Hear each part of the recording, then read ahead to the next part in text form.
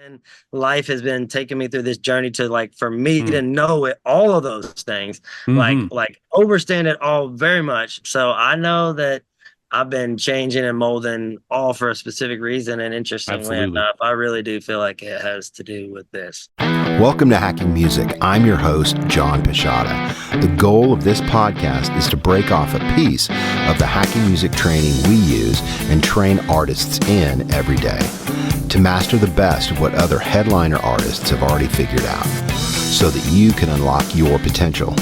Additionally, we interview world-class artists and entrepreneurs, doers and thinkers so that you can better analyze your problems, seize your opportunities, and master your decision-making and execution.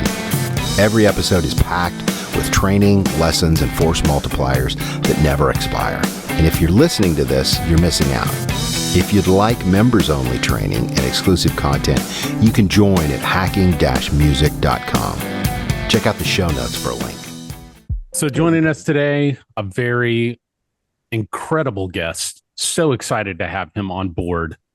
Jerm Davis, one of the founding members of Paramore, joins us today. How's it going? How's it going? Hey, Good, Jeremy. man. Very excited to be here. Man, Glad we're you're so here. excited to have you here for sure. So you've been up to a lot of things, but the cool thing is that anybody who's been around Nashville for a long time, Paramore is one of those bands that everybody kind of points to and says, "See, we're not just country around here." That So is true. Yeah. So can you kind of take me through sort of the early days of how you guys kind of formed and all that stuff? Yeah, for sure. Growing up in Nashville, it seemed like everybody had their own rock band going on in their garage or the living room, push all the furniture away and, bring in some instruments. And so it just kind of seemed like everyone was doing it at school. And so it kind of was odd to me that not a lot of rock bands had broken out of Nashville, but what was interesting was as soon as Paramore started getting down the channels and of these major labels, and people started getting ears on what we were doing, started realizing that there hadn't been another rock band that had broken out of Nashville, and a lot of cool things happened kind of because of that. But didn't realize that there was so much music being made, but like no one had kind of jumped on that stage and taken that platform.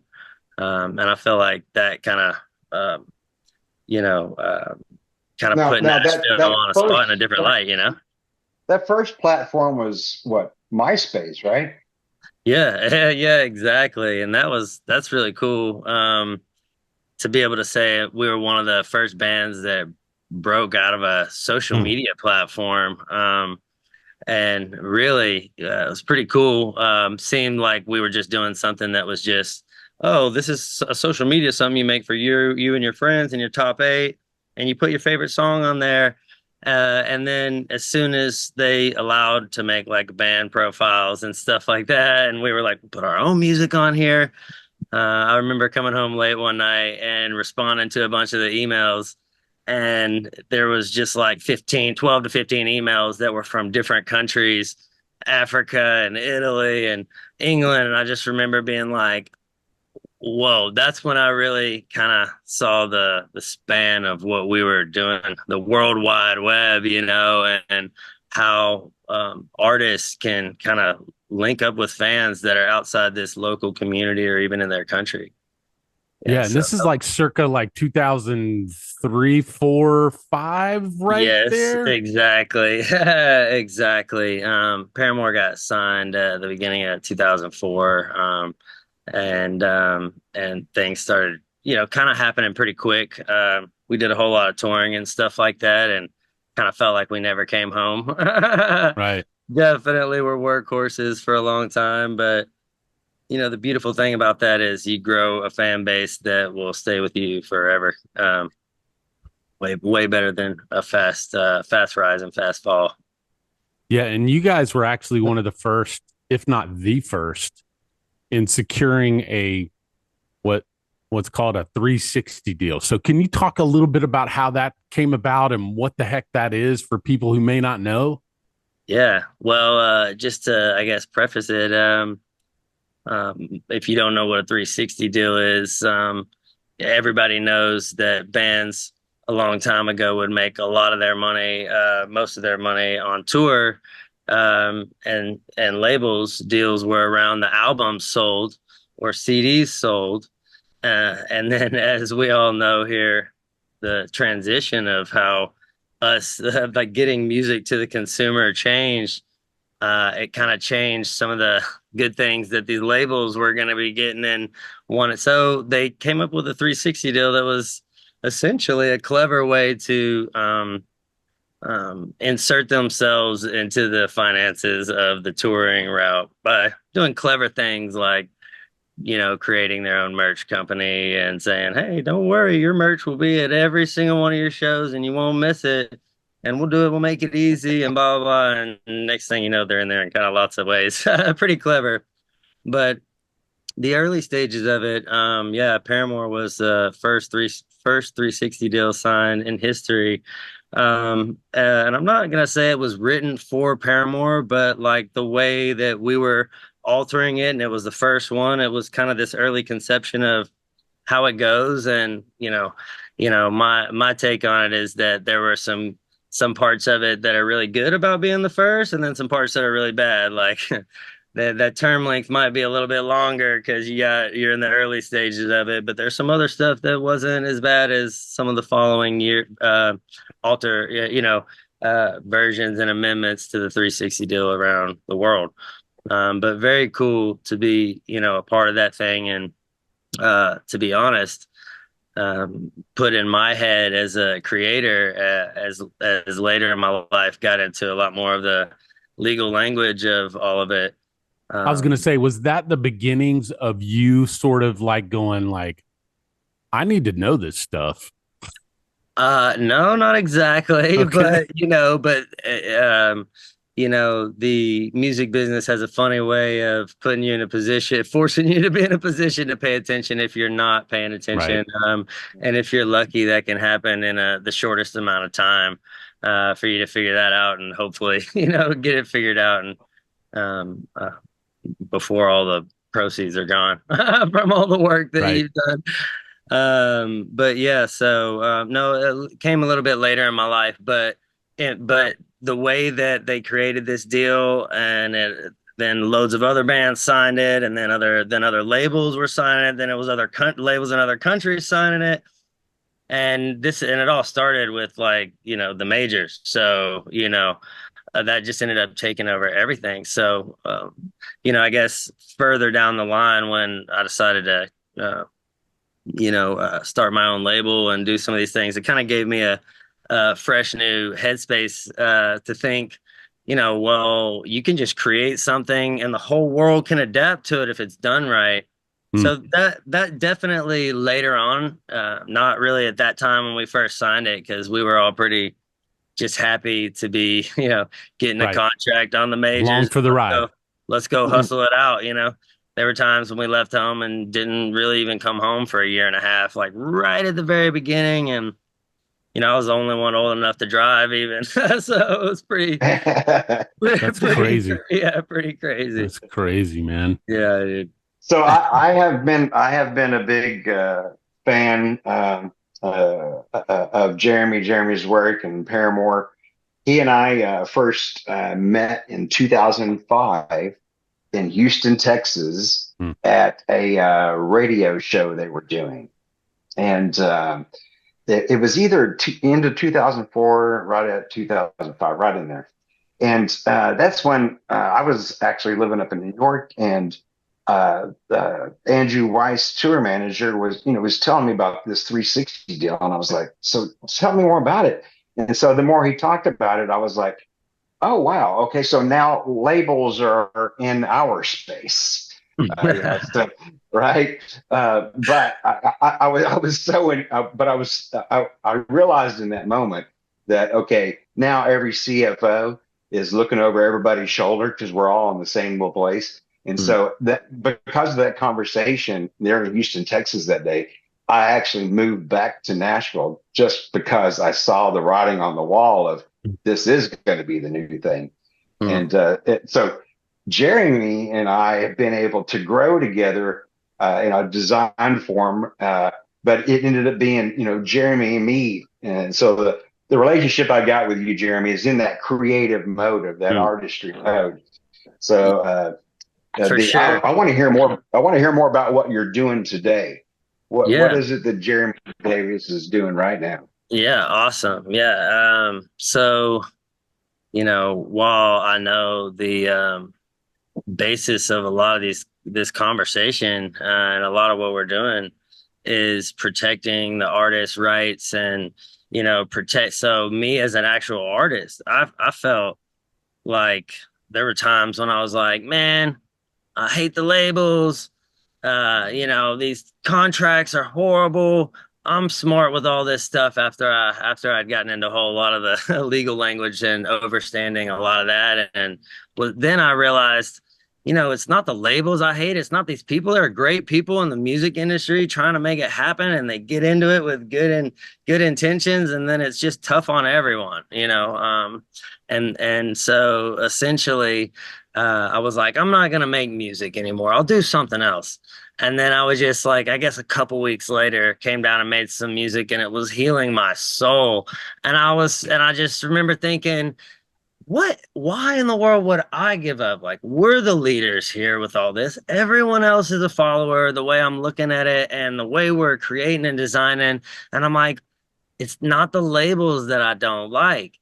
It's not any of a lot of the stuff comes from the legal language. And so in turn, I ended up creating my own record label, ironically enough, but in the sense of that I needed to hold the same sword they're holding if I want to swing it different in the first place. And so I wrote a new type of contract that's never existed for artists from scratch. Literally, that is like my version of how this should work.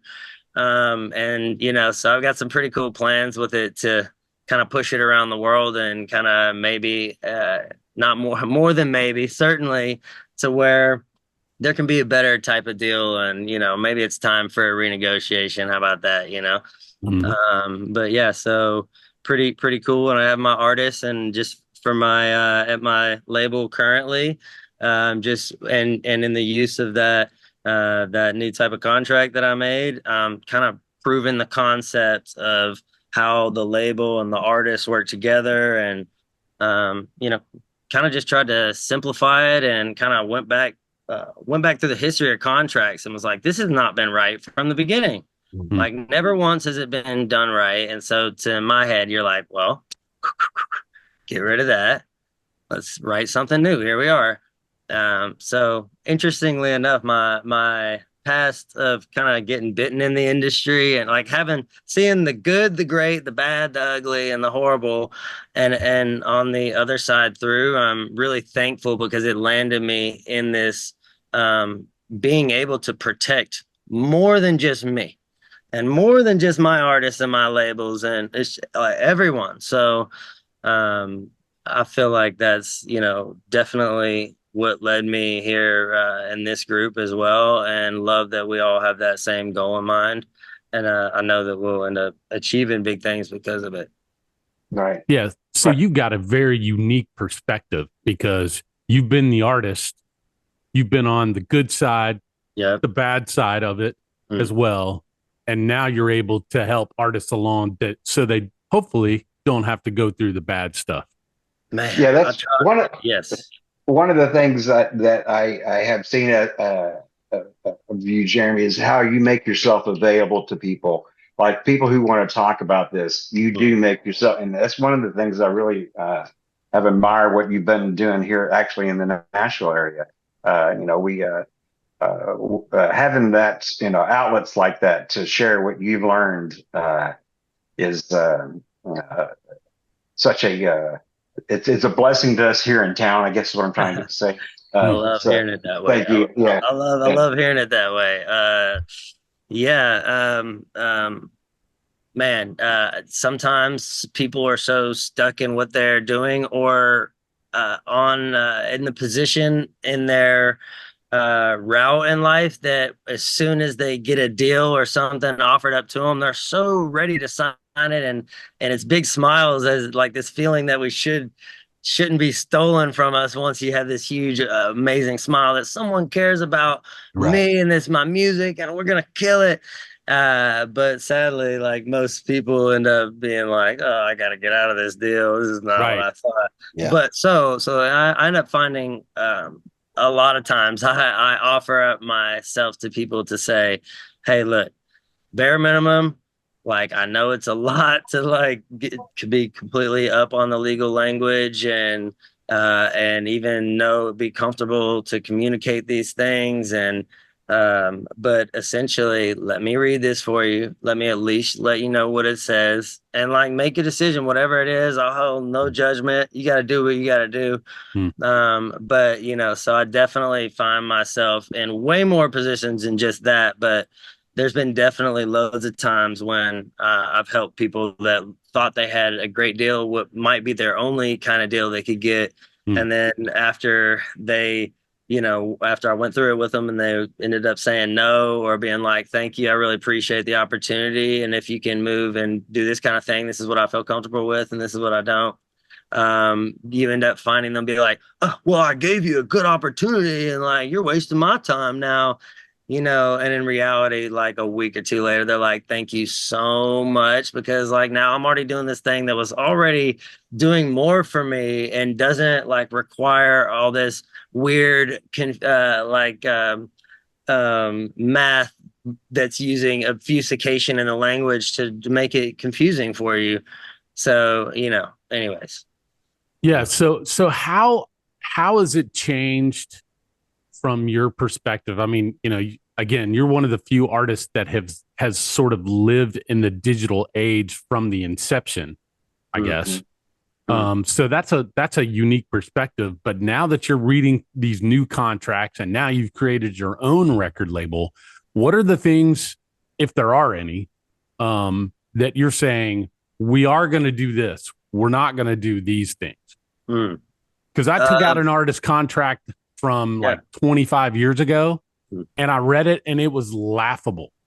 Some of the things in there, you know, talking about free goods and physical product. And I'm like, this is just completely obsolete. So are there those things that you're like, yeah, we don't need that, you know, 25-page contract is now turned into a 12-page, whatever it is.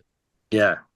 Do you mean for my contract and specifically, or just in the, just like you were saying, in the span of where it is? Okay. Whatever you're willing to share. I don't want to get into the secret no, sauce of what you're doing unless you want to share it. To be honest, I love chatting about all this stuff. So just I can go. But yeah, so I guess just kind of thinking back through and look when I actually dove back through the history of the contracts and said that it's never been right from the beginning. What's crazy is that the language isn't that far off from like what it was that long ago, because they just got such everlasting words like in perpetuity, and you know they're not scared to put to infinity and beyond on there, and you know all the silly things that sound silly, but you know what I really like to tell people, well actually before I say what I like to tell people, I'll just kind of finish that.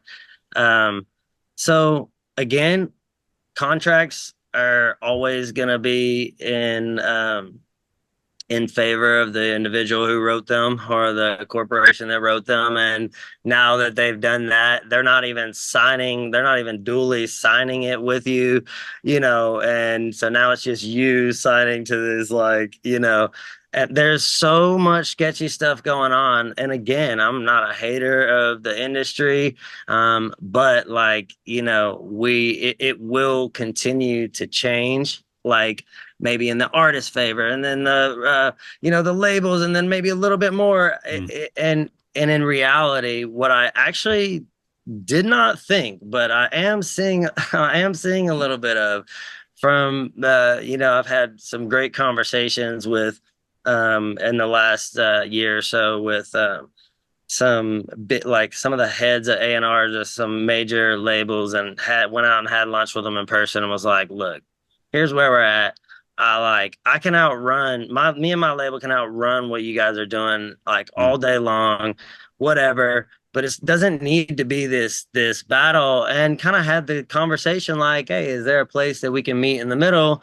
And and interestingly enough, a lot of these people that are, you know, uh, the like men and women that have been helping, really helping aid the industry out of love, and all these artists are like, yeah, I'm ready to do something like that. So it's like it's almost like they don't even believe in it either, and so it just feels like it's beyond time for a change. So um Hey, everybody, just wanted to drop in again and say thanks to our sponsor, the Sync Center. The Sync Center is trusted by Fortune 50 companies, filmmakers, ad executives, networks, major film and streaming studios.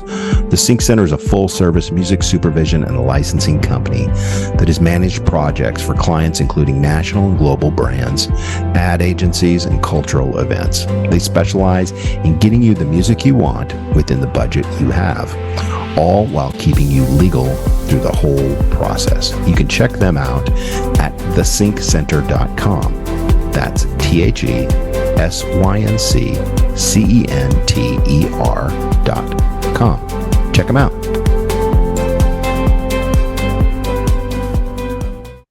Jeremy, question yeah, for you. Hindsight being 2020. Yeah. Really, like a 360 deal is really kind of a misleading name, right? It's actually a co-venture, right? Yeah. So you were entering into a JV without really knowing that you were entering into a JV. Yeah. How, looking back at that, hindsight being 2020, what would you have changed and marked out from that original deal? And original deal. we could talk about go forward stuff in a bit, but just to kind of look backwards before we look forward. Yeah. This might not be the best answer, but I'm telling you, it is the answer. Yeah. Is that the legal language in itself comes from a different dictionary than what we were taught. We were taught Merriam-Webster's English Dictionary in school, not taught Black's Law Dictionary, which runs the legal side, the court, it runs business, it runs all finances. And you must know it. And they share the same words, but two different definitions.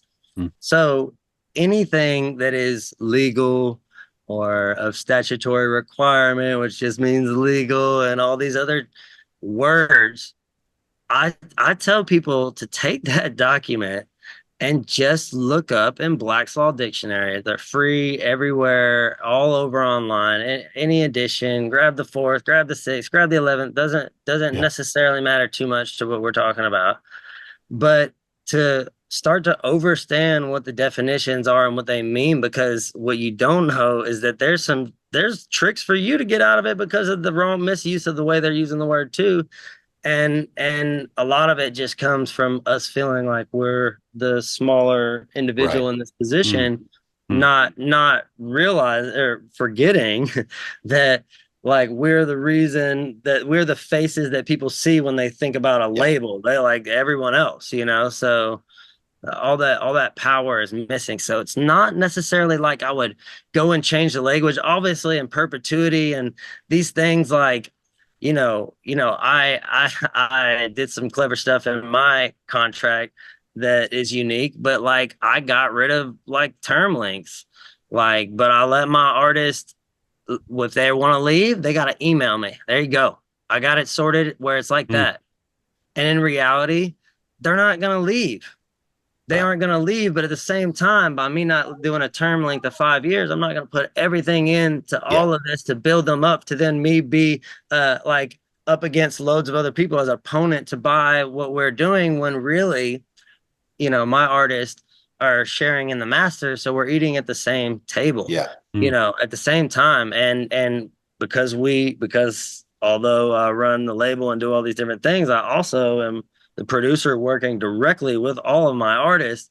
And so, essentially, I just have my hands in everything that we've got going on, and I'm trying to let the artist lead. And this is another thing that it's not in the contract, but I want the Right. artist to lead.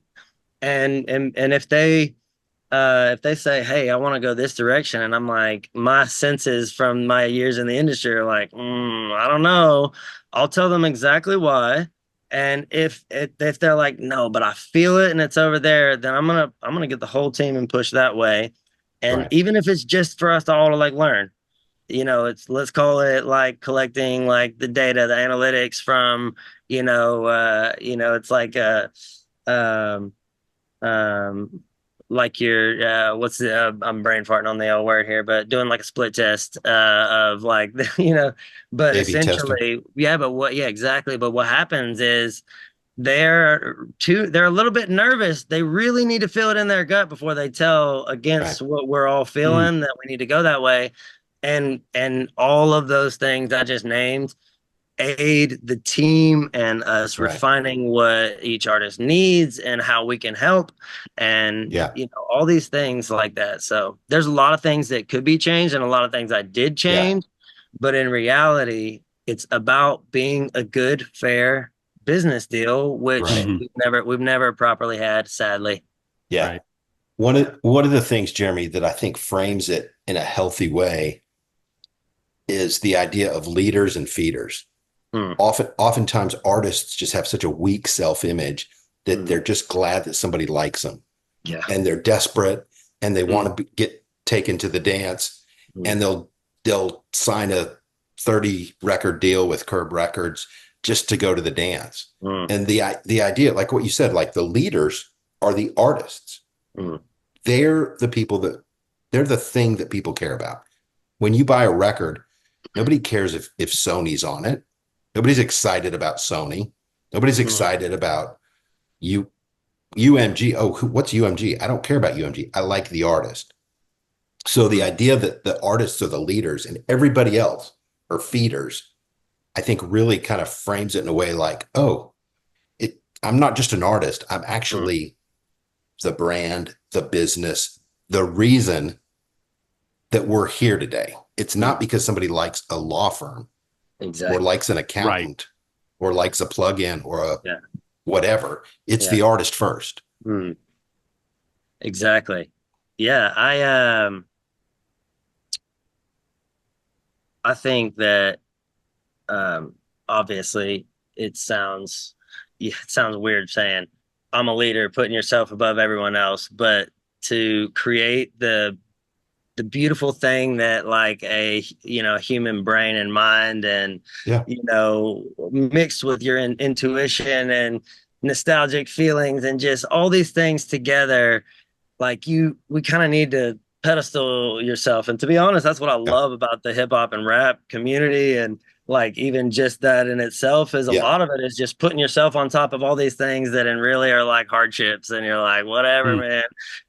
So there's a part of being a leader that I always tell people like, well, actually, sorry, that's what I mean, is beautiful about being a leader. But there's something I always tell people, which is, imagine if, let's say, all of your favorite artists, and you look at their whole catalog of music that you haven't heard, just everything they're writing before it gets released, and then the label's involvement and how serious it is, ends up picking the handful of songs and leaving this massive list. But imagine, I think it's fair to say that at least maybe 5 to 8% of any producer, engineer, artist music that they create themselves is in this category that blends genres. That's really cool.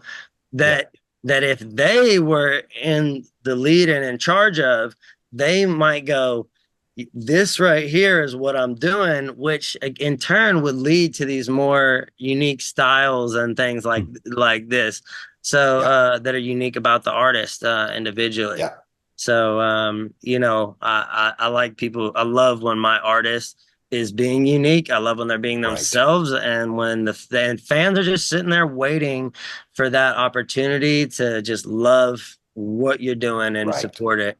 So I applaud that individual artistic nature. And if my artist says, "Hey, I want to go this way" or whatever, like we're never gonna ignore the odd, strange songs that we did. In fact, those are the ones that we're like, ooh, Yeah. what should we do with that? Yeah. So cool It's perspective. funny because I mean, hearing you say that, I think of Finbar, Mm, one of the founders of Monarch.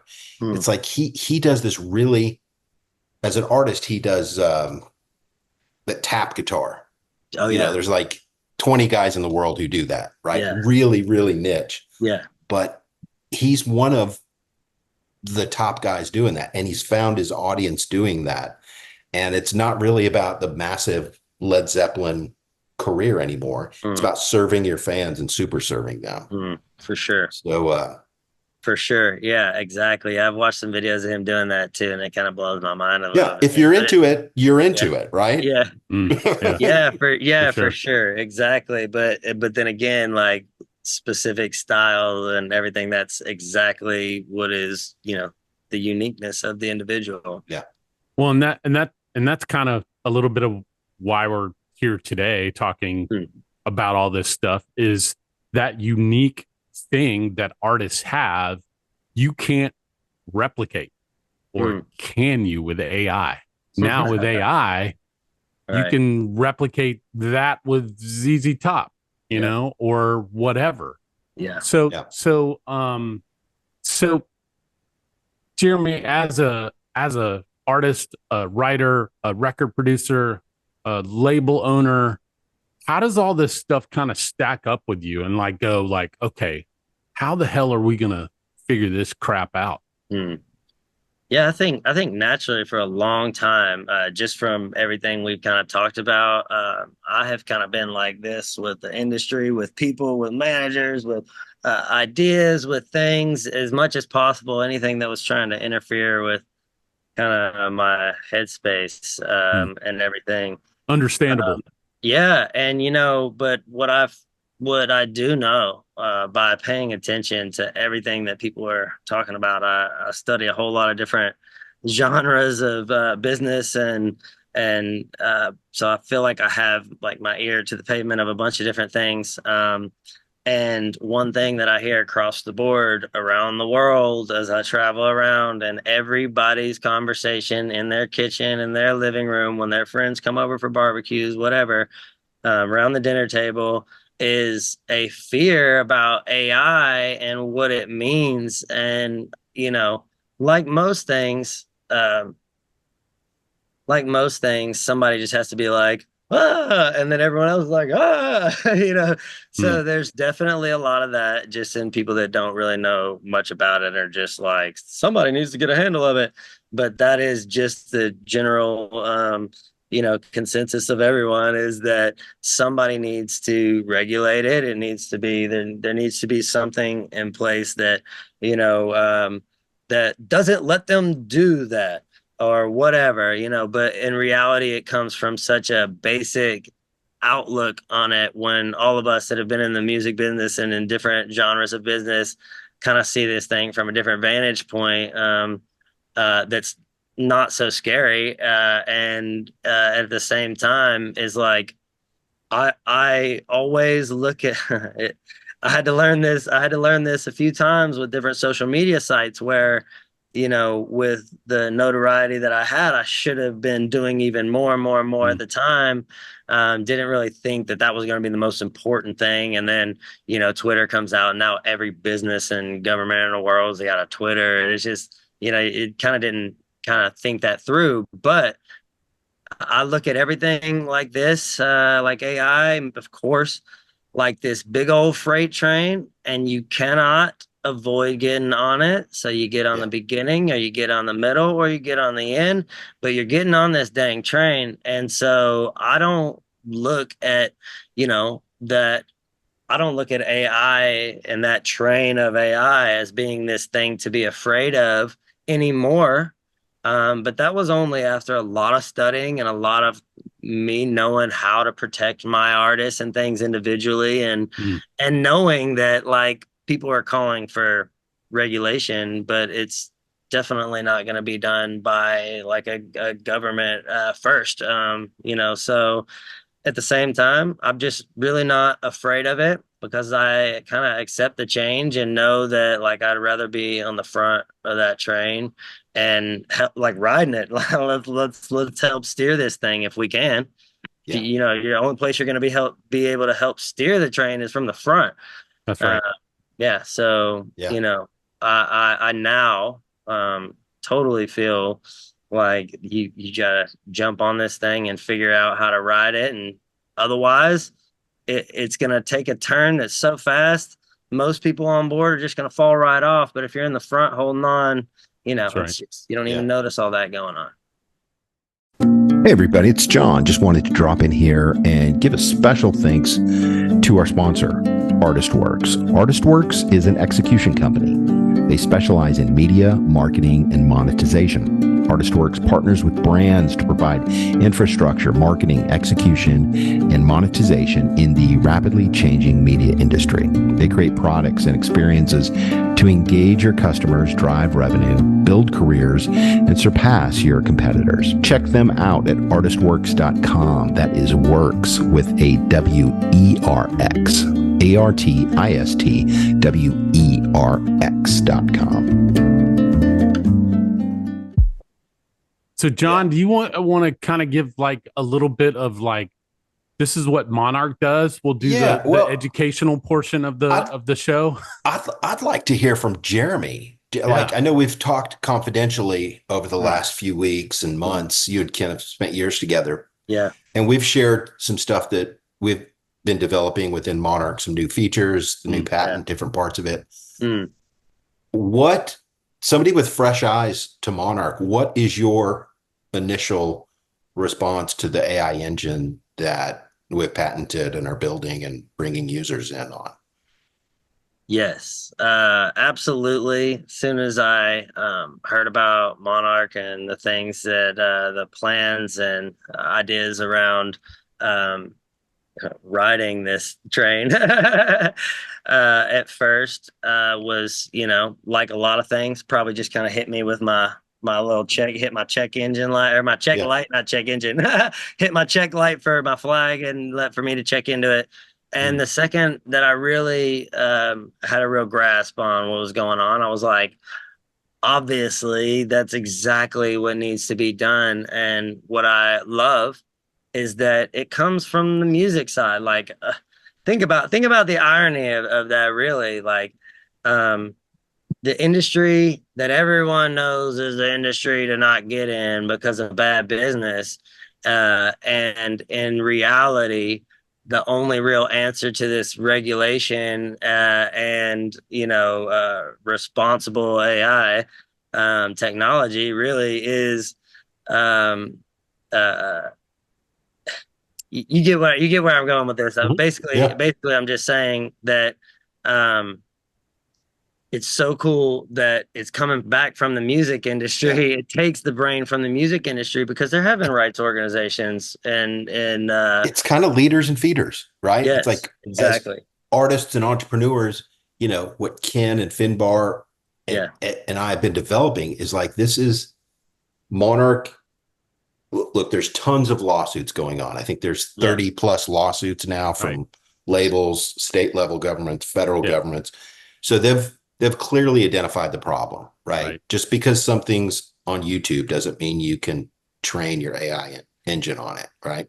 We say all the time, it's like we're pro AI, but we're anti-theft. Just because something's on Spotify doesn't mean you can. And I love that. And I love that because that phrasing right there takes away the fear of AI. It's like, no, we're cool with it. We're cool with it, but don't be stealing, and in reality, it's like the shortest form of saying what Monarch is.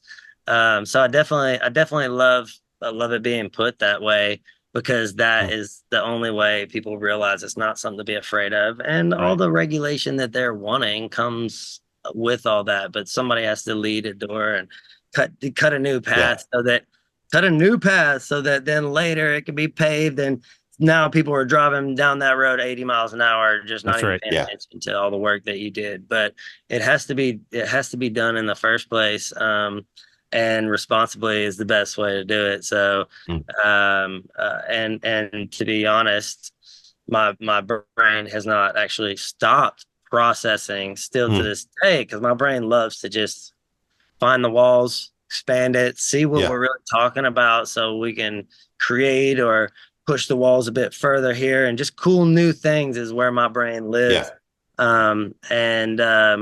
With Monarch, my brain has not stopped just reaching out to the other genres of going of how this works, and then thinking, well, their money for that in that genre of business was already done, like, and but then, you know, if it's someone who wrote a book, then like everyone that all their creator, all their characters in the story, and you know, the places that they wrote, and it gets so complex of these things that need to be protected, should be protected. And while everyone in the world is going like, AI, what are we gonna do? And all these major companies are like putting tons of money into making sure theirs is the best. And like you said, like, what a unique opportunity to be at the forefront of a situation that is not only the answer for everyone that's looking over here. They're looking over here, not looking on point where we all know this thing, where the answer lies. But at the same time, every AI company around the world is like desperate for you to do this so that they can carry their business like a normal business and expand. So, you know, my brain has not stopped just bouncing off the wall. That's one of the humbling responses we've gotten from one of the largest publishing companies in the world, is that he thought that this was the future of Music Row. You know, because we've ran the radio model into the grave. You know, some people are still fighting that battle. Mechanical royalties, record stores, all that, you know, that was an era. Spotify was an era. And if you're still trying to squeeze, you know, juice out of that lemon, you know, that's not a good place to be, you know, drying up. So the future, the way I see it, as far as media and music and content in general, the future is really encapsulating your content in our engine at Monarch. And it really, instead of just taking a one-to-one approach to where it's like, oh, I wrote this book and I own the copyright to that book, Monarch takes the approach with 72 different characteristics and data points, and measures, manages, and monetizes those 72 data points instead of just the one, you know, book copyright. For sure. It watches, monitors, and gives you the opportunity to monetize them across all new AI uses. So I think that's so amazing. And also, you know, people, it kind of takes away this, I hear people always saying, well, whoever makes something like this is going to just be signing their life away. And it's like, it is not one of those situations where you're signing your life away. These are your babies. These are your assets. These are your IP. You are in total control. If I'm Kiss or I'm Dolly Parton, that's right. Guess who's in charge of their content? Kiss or Dolly Parton. And to be honest, you know, as much we give the reins to them. Exactly. As much, and that's what I like about it. Oh, go ahead. Yeah, sorry. Yeah, and that's what I like about it too, is that this is not us trying to catch a tiger by the tail like Napster back in the day. Those of us that kind of lived through all that. This is actually enabling something new to happen, which hasn't happened in the music business since maybe the first record came out. I don't know. I mean, you know what I mean? It's a new era. It's a new era. The AI era, it's the fastest growing space ever, Suno and Udio. I mean, there's never been companies that have gotten more users sooner and faster than so fast Suno. So it's definitely, AI is the future of media. It's a question of how will you protect the stuff you've created over the past 20, 30, 40, 50, 60 years. And that's where the heart and the mission of Monarch is like, these are your assets, control and monetize them for all new uses. What were we going to say, Ken?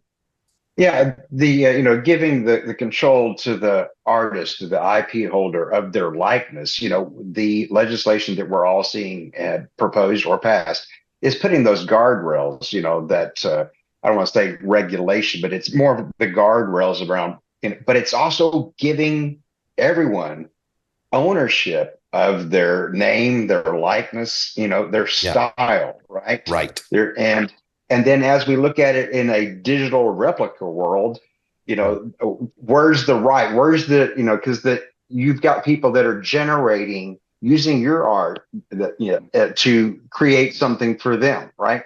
And so right now there's no ability for the artist, the actual creator of the original product, to even have the chance to monetize right, or even be involved, right?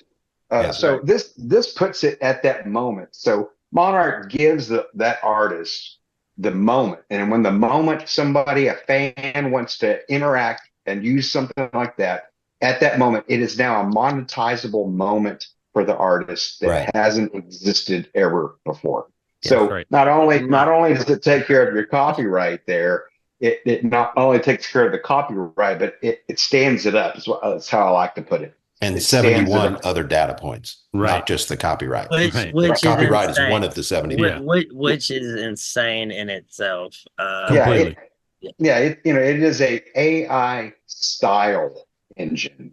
So what it's doing, it is, it's set for mission critical data points to make sure that your style is your style, and that you have that monetizable moment. Yeah, it's not afraid of the creation of that new thing that derives out of you. Now you're able to, as an artist, as an IP owner, to actually make money from it. What I'm seeing, Mark, is that it gives confidence to IP owners, whether they're artists, authors, athletes, universities, hospitals, whatever. It's like you're able to step into the future with a semblance of order and competence and confidence that a year ago, it was like you said, Jeremy, the sky is falling and there's music is over and it's just going to be a littered battlefield of regurgitated EDM tracks. It's not that at all. It really protects your content in the new AI future. So it's and exciting. It is very exciting. Sorry to cut you off, John. No. And the cool thing is now when that stuff happens, you don't have to go to through some kind of crazy court battle, in order to stop it. It's now I can enable it.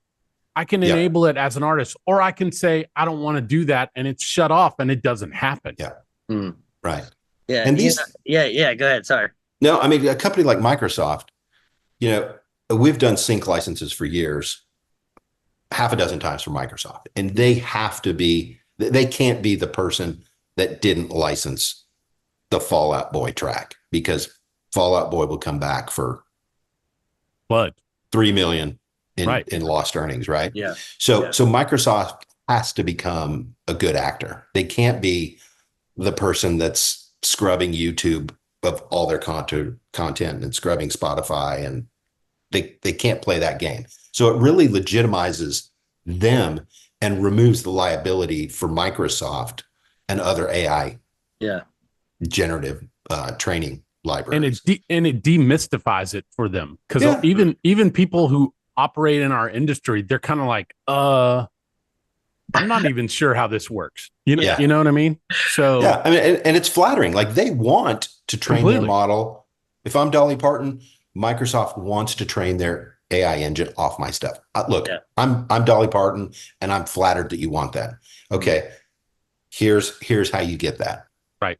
It enables it. It enables something brand new that couldn't have been done before without lots of lawyers, lots of money exchanging hands. And also not hidden from you. Exactly. That's the other thing. That's the most important part. Yes. It's all transparent. Because on the music industry side of stuff, it's like the majority of people don't even know all the places that they're supposed to be collecting the monies and what they're supposed to be doing, and any changes to it. And to be honest, at the same time, you've got these the DSPs, all the digital streaming platforms, Apple Music, Spotify, all these that are basically paying out the artists rather than the writers, because like this side hasn't communicated with this side, and they all haven't shared their data in a manner that, Yeah. because it's been like this, because like they're all just doing this business that's good for us and rights, but it's not like this where it's simple, it's in your face. It's, you'll at least be able to see what's going on and make approvals and this, Yeah. approve and approve or whatever moving forward. And it's not just one of these things that's one and done and forever and now Yeah. you're screwed. And all the people that aren't in the music industry, they won't be afraid of what like the music industry are like, oh, about That's this right. contract. They're gonna just show up and be like, what? I just need to like be like do and blah blah blah. Okay, cool. And so, I think that even if the music industry like starts kind of fumbling it at some point, it's going to snowball and everybody's going to realize that there's a version of this that not like gives them a new opportunity to make money off stuff that they either already have done or that they're currently doing, or Mm. these things that as someone, it might make a whole new meaning to like what goes viral. Some goes viral, and then now that this and that and that, and now that I mean, we just still don't even know yet. But in reality, Yeah. it's not hiding the money anywhere, and it Mm. allows the businesses to continue. Because one thing I didn't say earlier, but I wanted to make sure I said it, was that just my brain is jumping around. Yeah, I'll come back to that. Sorry, I know you're Yeah. about to say something. I'll come back to it, but it was something I didn't Yeah. want to miss. No, I it's didn't all want to. good. Yeah. Well, one other thing too, Mark, I wanted to offer up to. One of the things that I think we're going to start seeing is we have all these legacy artists, say Mm. bands like Toto, Van Halen, whoever, bands who have 30 years of Right. archival Mm, footage that has been unused, unshared, unmonetized, right? So through Monarch, part of our intake engine, um, one of the lanes is the video archival lane.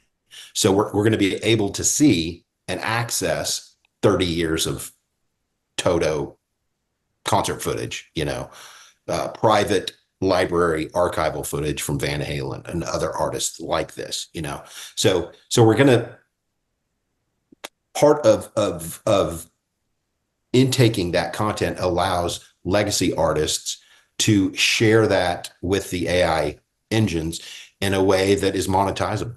mm, So I think it's going to be a benefit for people that want to access. And that was stuff that was for sure.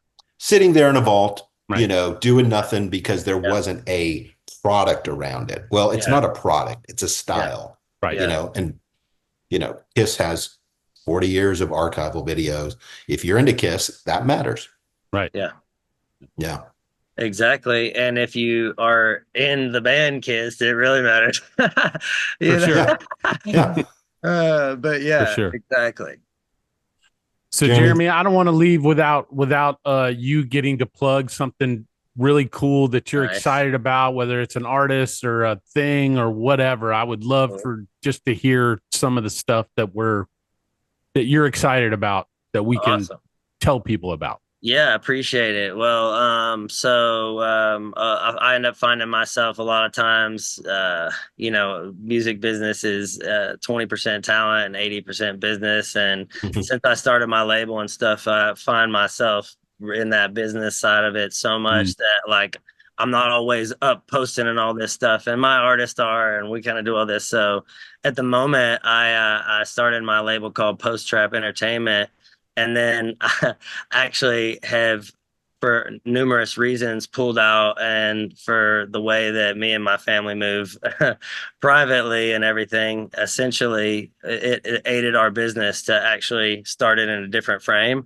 But in the midst, I actually had my first artist. His name is Ski Boy Jody, and he's been around the longest. I damn near created my label to be able to sign him and everything. And through COVID and all these things that were just like ups and downs and weird, he's been so dedicated that like whenever I was like, okay, we're switching this up and just restructuring how this works, I brought him in even more and was like, I just don't want you as the artist anymore. Like, I want you up top with me at this thing, Mm. because like I really have learned to value like his like opinion on what someone sounds like or their artistry and what Yeah. Nashville sounds like. So my label is completely built to break the Nashville like hip hop and rap industry. And so right now all the paperwork is finishing, but it's going to be under Push Records, which is comes from one of Ski Boy Jody, my artist's songs, that was Pray Until Something Happens. And it was Mm. just something we were coming up with stuff and we just mentioned it while going through the song. We are like, that would be so cool Mm. as well. And just we kind of liked the way that energy was. And so that's what people can look out for in the future. But right now, all my artists, I've been working with this really cool company that's basically had their hand in every time a like rap or hip hop group has been broken around a city. And I have them kind of leaning into helping us break the Nashville hip hop and rap scene, Cool. which has its whole like crazy history, and it blows my mind that it's never had its opportunity. And the reality is, it's a whole side of talent that has never, the producers and artists have never even been allowed on the stage in downtown Nashville on Broadway. And there's hundreds of bands that play there from 8 in the morning to 3 in the morning every night. So to me, I'm like, to me, this is kind of a good bookend on this whole podcast. But because we started with saying like there was this wide tons of bands playing in their living room, garage, and then there's a wide open stage and no one had just gone up and told the world, hey, Nashville is ours, and claimed it, that Mm. I've seen and known for the exact same amount of time in the rap side, and it's still there. And everybody's over here fighting and fighting and fighting, and nobody has gone up on stage. And it's not just no one's gone on stage. It's with Nashville, it's a particular way. You got to maneuver a particular way for Nashville to believe in what you're doing. The Right. rest of the world will believe in it, and then Nashville will believe in it. But I have had my sights within my label, and for the sake of my artists and everything, is just to get my artists all on that stage, going around the world claiming Nashville. And now people will know what we sound like, because I tell people, the last thing I'll say is, I tell people that even if they don't listen to hip hop or rap or whatever, they don't say they do, they know what it sounds like in California. They know what it sounds like in Florida and New York and Memphis, even, Mhm. Atlanta, Houston, Chicago.